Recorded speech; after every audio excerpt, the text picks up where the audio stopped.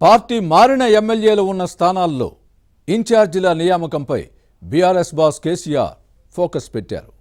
ఈ క్రమంలోనే జగిత్యాల సమన్వయకర్తగా ఓ ఎమ్మెల్సీకి అవకాశం ఇవ్వాలని భావిస్తున్నారు.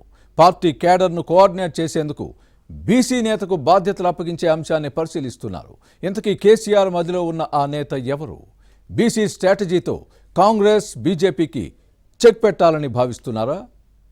Watch this inside story.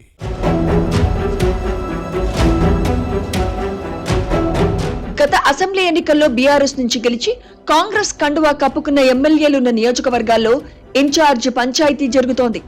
ఆయా స్థానాల్లో సమన్వయకర్తలు లేకపోవడంతో పార్టీ కార్యక్రమాలు కుంటుపడుతున్నాయి. కోఆర్డినేటర్లను నియమించాలన్న డిమాండ్ వస్తోంది. అలాంటి స్థానాల్లో జగిత్యాల ఒకటి.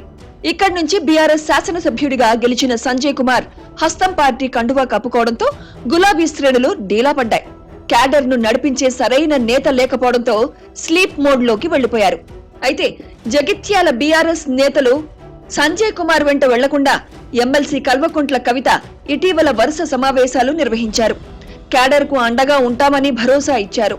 ఉద్యమ నేతలకే పార్టీలో పెద్దపీట వేస్తామని హామీ ఇచ్చారు.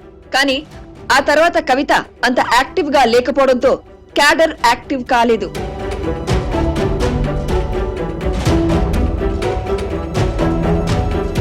అయితే జగిత్యాలలో బీఆర్ఎస్ కు మళ్లీ పూర్వ వైభవం తీసుకురావాలని పార్టీ నాయకత్వం భావిస్తున్నా ఈ దిశగా సరైన చర్యలు చేపట్టలేదన్న విమర్శలు వస్తున్నాయి.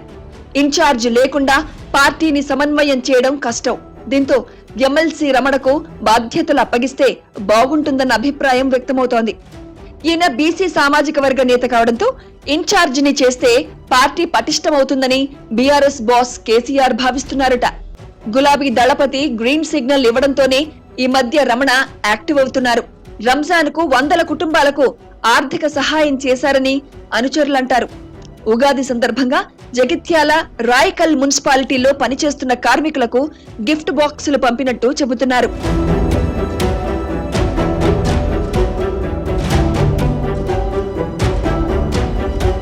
జగిత్యాల నియోజకవర్గంలో 10 ఏళ్ల క్రితం వరకు రమణ బలమైన నేతగా ఉన్నారు. 2014 అసెంబ్లీ ఎన్నికల్లో టీడీపీ అభ్యర్థిగా ఓడిపోయిన తర్వాత క్రియాశీల రాజకీయాలకు దూరంగా ఉన్నారు.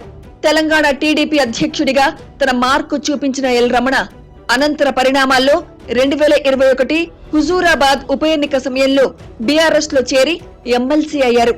ఇక 2023లో జగిత్యాల టికెట్ ను ఈయనకే ఇస్తారన్న ప్రచారం జరిగింది. కల్వకుంట్ల కవిత, ఎమ్మెల్యే సంజయ్ కుమార్ మధ్య విభేదాలు తలెత్తడంతో రమణ పేరు తెరపైకి వచ్చింది. ఎమ్మెల్సీ కవిత ఈ నేత వైపే మొగ్గు చూపారని అంటారు. అయితే సంజయ్ కుమార్ జనంలోకి వెళ్లి పల్లెనిద్ర చేసి తన గ్రాఫ్ ను పెంచుకుని బీఆర్ఎస్ టికెట్ తెచ్చుకున్నారు. అలా కాంగ్రెస్ గాలిని తట్టుకుని జగిత్యాలలో బలమైన కాంగ్రెస్ ప్రత్యర్థి జీవన్ రెడ్డిని ఎదుర్కొని ఎమ్మెల్యేగా గెలిచారు సంజయ్ కుమార్.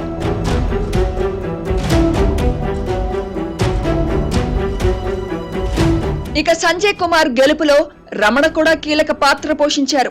ఎమ్మెల్యే పలు సందర్భాల్లో ప్రస్తావించిన విషయాన్ని గుర్తుపెట్టుకోవాలి. అంతా బాగానే ఉందనుకున్న సమయంలో పార్టీ ఓడిపోవడం, ఆ తర్వాత పార్లమెంట్ ఎన్నికల్లో బీఆర్ఎస్ ఒక్క సీటును కూడా గెలవకపోవడంతో సంజయ్ కుమార్ పార్టీని వీడారు. జగిత్యాల అభివృద్ధి కోసమని కాంగ్రెస్ లో చేరారన్నది సంజయ్ వాదన. దీంతో కారు పార్టీ శ్రేణులు కొంత డీలా పడ్డాయి. మాజీ మంత్రి కొప్పుల ఈశ్వర్, మాజీ ఎమ్మెల్యే విద్యాసాగర్ రావు పార్టీని గాడిన పెట్టే ప్రయత్నం చేశారు. అయితే జగిత్యాల ఇన్ఛార్జ్ బాధ్యతలు ఎవరికైనా ఇస్తేనే బాగుంటుందని కేసీఆర్ ఆలోచించి బీసీ నేతను రంగంలోకి దింపాలని భావించారు. రమణకు జగిత్యాలలో ఫ్రీ హ్యాండ్ ఇవ్వాలని డిసైడ్ అయ్యారుట. కేసీఆర్ నుంచి గ్రీన్ సిగ్నల్ రావడంతోనే నియోజకవర్గంలోని నేతలందరికీ ఈ ఎమ్మెల్సీ ఫోన్లు చేస్తున్నారని వినిపిస్తోంది. తెలంగాణ బీజేపీ బీసీ నినాదం అందుకుంది. కాంగ్రెస్ ప్రభుత్వం స్థానిక సంస్థల్లో వెనుకబడిన తరగతుల రిజర్వేషన్లు పెంచుతూ అసెంబ్లీలో తీర్మానం చేసింది. దీంతో అవకాశం ఉన్న చోట బీసీలనే రంగంలోకి దింపేలా కేసీఆర్ కూడా వ్యూహరచన చేస్తున్నారు. మరి గులాబీ బాస్ స్ట్రాటజీ ఎలా వర్కౌట్ అవుతుందో చూడాలి.